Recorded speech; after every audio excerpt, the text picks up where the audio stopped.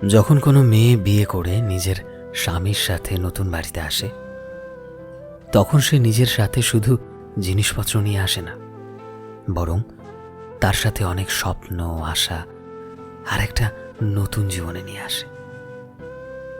সে এটাই ভাবে যে সময় চাই যেমনই হোক না কেন, ভালো হোক বা খারাপ, কিন্তু তার স্বামী সব সময় তার সাথে থাকবে। কিন্তু তার সেই সব আশা তখনই ভেঙে যায় যখন তার সেই স্বামী তাকে প্রতিটা কথায় খোঁটা দেয়, অপমান করে। আর যখন এসবের পরেও মেয়েটা স্বামীর বাড়িতে মানিয়ে নেওয়ার চেষ্টা করে, তখন স্বামীর পরিবারের লোক যখন বলে বাপের বাড়ি থেকে তো কিছুই আনোনি, তখন মেয়েটার ভেতরটা পুরো টুকরো টুকরো হয়ে যায়।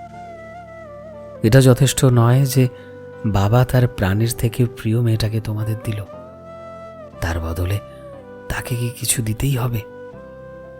যে বাবা তার আদরের শখের মেয়েটাকে, যেই মা তার চোখের মনি মেয়েটাকে তোমায় দিয়ে দিল, সেটা কি আসলে এতটা কম?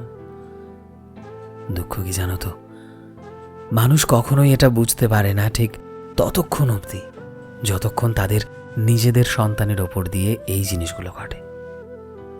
আর যে কষ্টটা তুমি অন্যের বাড়ির মেয়েকে দিচ্ছ, কে জানে কাল তোমার বাড়ির মেয়েটাও অন্যের বাড়ি গিয়ে ঠিক এর থেকেও বেশি কষ্ট পাবে।